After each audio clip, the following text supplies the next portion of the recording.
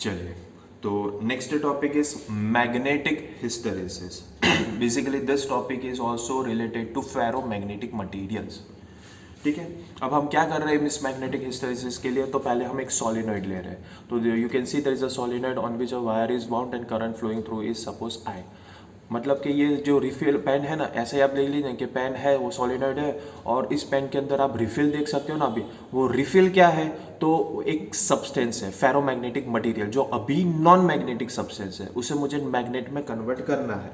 तो परफेक्ट, ये अभी आप जो स्क्रीन पर वो पेन देख रहे हो, तो पेन आपका बन जाएगा सॉलिनॉइड, और उसके अंदर एग्जैक्टली जितना पेन का वॉल्यूम है उतने ही सेम वॉल्यूम का आपको रिफिल लेना है. और रिफिल यहाँ पर कौन हो जाएगा?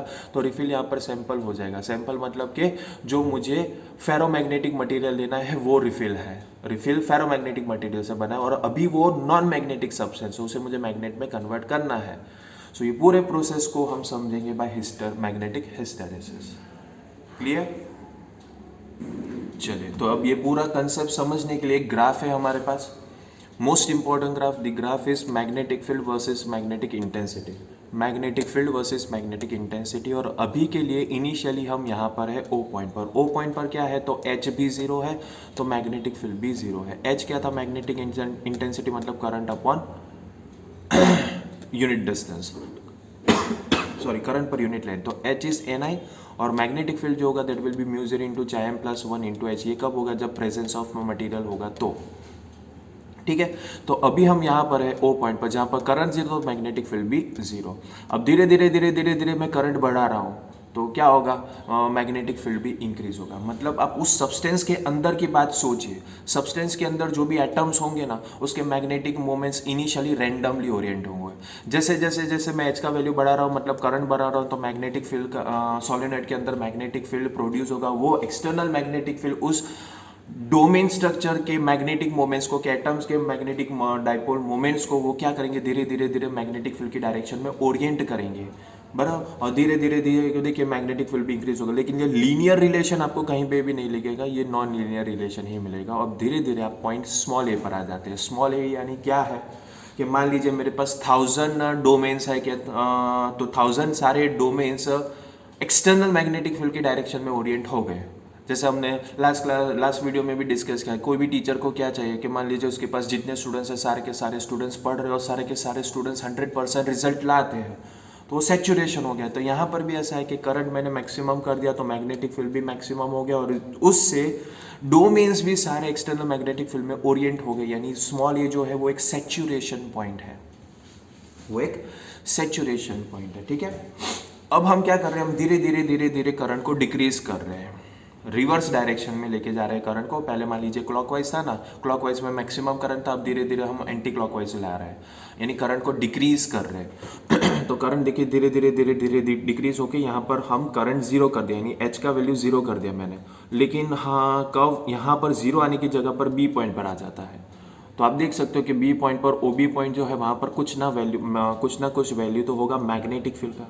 तो बी पॉइंट पर एच का वैल्यू जीरो है, लेकिन कैपिटल बी यानी मैग्नेटिक फील्ड का वैल्यू तो होगा. तो ऐसे पॉइंट को कहते हैं रिटेंटिविटी और रेमेनेंस. रेमेनेंस यानी कुछ रह गया. करंट जीरो है लेकिन मैग्नेटिक फील्ड कुछ रह जाएगा. यानी 100 स्टूडेंट्स, मान लीजिए वही एग्जाम्पल लेते हैं, 100 स्टूडेंट्स है, क्लासरूम में है और टीचर भी क्लासरूम में है, तो सारे बच्चे पढ़ रहे हैं, हाँ, सेचुरेशन आ गया. लेकिन टीचर बाहर गया, 80 स्टूडेंट्स रैंडम हो गए, लेकिन 20 स्टूडेंट्स अभी भी कॉन्सेंट्रेट कर रहे हैं, पढ़ रहे हैं, खुद से पढ़ रहे हैं. तो ये क्या हो गया? टीचर चला गया, हाँ, करंट जीरो हो गया, मान लीजिए मैग्नेटिक इंटेंसिटी एक्स जीरो हो गया. लेकिन 80 स्टूडेंट्स फिर से रैंडम आ गए, लेकिन 20 स्टूडेंट्स तो पढ़ रहे हैं, 20 स्टूडेंट्स का रिजल्ट तो आएगा ना. तो रिटेंटिविटी हो गया, रेमिनेंस हो गया, तो बी पॉइंट पर हम आ जाते हैं. फिर मैं करंट को रिड्यूस कर रहा हूँ, अब रिवर्स डायरेक्शन में, और हम जा रहे हैं करंट को जीरो से मैंने रिवर्स डायरेक्शन में लेके गया, तो हम बी से आ जाते हैं सी पॉइंट पर. तो सी पॉइंट पर आप देखिए मैग्नेटिक फील्ड जीरो हो जाएगा, लेकिन एच का वैल्यू रह जाएगा. मतलब आप रिवर्स डायरेक्शन में धीरे धीरे धीरे डाइपोज क्या हो जाएंगे? ओरिएंट होना शुरू हो जाएंगे. अब करंट नहीं है, करंट है, लेकिन क्या वो 20 स्टूडेंट्स जो पढ़ रहे थे ना, अभी वो भी बोले छोड़ने यार, कल पढ़ेंगे यार, परसों पढ़ेंगे, अभी क्या, अभी हम भी थोड़ी मस्ती कर लेते हैं. यानी 100 के 100 स्टूडेंट्स जो है वो रैंडम मोशन में आ जाते हैं, बातचीत करते हैं, धमाल मस्ती कर रहे हैं, पढ़ते नहीं है. तो ये सी पॉइंट ऐसा है, ये सी पॉइंट ऐसा है जहाँ पर आपके पास करंट है, मैग्नेटिक इंटेंसिटी एच है, लेकिन मैग्नेटिक फील्ड जीरो है। तो सी पॉइंट को कहा जाता है कोर्सिविटी, सी पॉइंट को कहा जाता है कोर्सिविटी। बराबर। फिर टीचर आता है क्लासरूम में, क्यों धमाल मस्ती चल रही है, एक टीचर आता है कंट्रोल नहीं होता, तो दूसरा टीचर आता है, यानी फिर से अब करंट बढ़ने लगता है, टीचर आता है सारे स्टूडेंट्स को नॉर्मलाइज करता है। तो धीरे धीरे धीरे रिवर्स डायरेक्शन में मैं करंट को बढ़ाता जा रहा हूँ, बढ़ाते जा रहा हूँ, बढ़ाते जा रहा हूँ, और मैं डी पॉइंट पर आ गया, यानी करंट रिवर्स डायरेक्शन में मैक्सिमम हो गया। तो फिर से जो डाइपोज ओरिएंटेड थे वो फिर से अब जो रैंडम हो गए थे वो फिर से ओरिएंट हो जाएंगे, लेकिन अपोजिट डायरेक्शन में। यानी मान लीजिए पहले स्टूडेंट्स जो फॉरवर्ड डायरेक्शन में सारे कॉन्सेंट्रेट थे, अब वो पूरे रिवर्स डायरेक्शन में कॉन्सेंट्रेट हो जाएंगे। तो ये हो जाएगा सेचुरेशन, यानी डी पॉइंट आ जाएगा आपका सेचुरेशन, लेकिन रिवर्स डायरेक्शन में सेचुरेशन। ठीक है।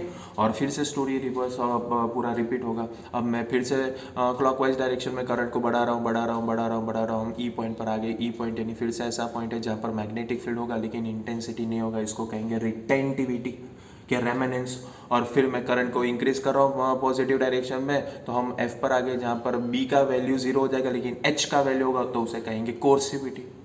और एफ से फिर से हम आ जाएंगे ए पॉइंट पर, यानी फॉरवर्ड डायरेक्शन में फिर से मैंने करंट इंक्रीज किया, फिर से सेचुरेशन आ गया, फिर से सारे स्टूडेंट्स फॉरवर्ड डायरेक्शन में ओरिएंट हो जाएंगे। तो ये एक पूरा साइकिल कंप्लीट हुआ, और इस पूरे एक साइकिल को कहेंगे मैग्नेटिक हिस्टैरिसीस।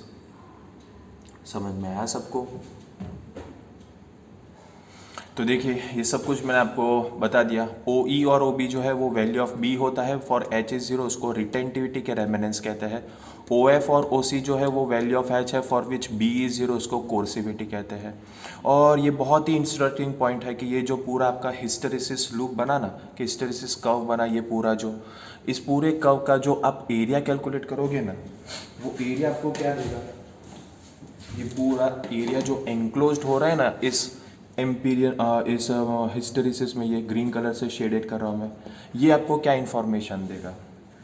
बराबर। तो आपने सीखा है कोई भी ग्राफ का एरिया होता है that will be nothing but multiplication of two axis. तो बी इंटू एच का मल्टीप्लीकेशन आप करो तो क्या मिलेगा?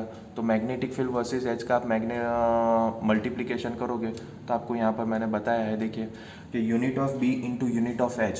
तो बी यानी टेस्ला, टेस्ला यानी न्यूटन पर एम्पियर इंटू मीटर, और एच जो है वो करंट अपॉन मीटर है, लेंथ है, यानी एम्पियर एम्पियर कैंसिल तो हो जाएगा न्यूटन पर मीटर स्क्वायर। एक एक मीटर मल्टीप्लाई कर दो, मल्टीप्लाई डिवाइड कर दो तो हो जाएगा joule per metre cube. Joule per metre cube यानी क्या? तो area under magnetic hysteresis loop के cycle gives energy loss per unit volume. ये पूरा मैग्नेटाइज करने के लिए मुझे कितना एनर्जी लॉस, मैंने कितना एनर्जी लॉस किया पर यूनिट वॉल्यूम, ये इंफॉर्मेशन मुझे देता है क्या? Area under the magnetic hysteresis. ये समझ में आ गया सबको? बराबर। अब ये जो मैग्नेटिक हिस्टेरिसिस है वो इन जनरल हमने लिया है। अब इससे आगे हमने क्या सीखा कि फेरोमैग्नेटिक मटेरियल्स दो टाइप के होते हैं, सॉफ्ट फेरोमैग्नेटिक मटेरियल और हार्ड फेरोमैग्नेटिक मटेरियल। तो अगर मुझे ये हिस्टेरिसिस कर्व के लूप बनाना है फॉर हार्ड फेरोमैग्नेटिक मटेरियल तो क्या होगा पता है? इसका ब्रेथ बड़ा होगा और हाइट भी बड़ा होगा, तो थिक और टॉल बनेगा।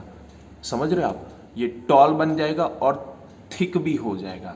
किसके लिए? हार्ड फेरोमैग्नेटिक मटेरियल के लिए।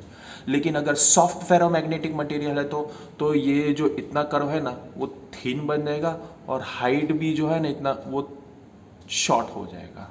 तो सॉफ्ट फेरोमैग्नेटिक मटेरियल के लिए मैग्नेटिक हिस्टेरिसिस जो होगा वो थिन और शॉर्ट होगा, और हार्ड फेरोमैग्नेटिक मटेरियल्स के लिए जो हिस्टेरिसिस मैग्नेटिक हिस्टेरिसिस होगा वो थिक और टॉल होगा। डिफरेंस क्लियर सबको? बराबर।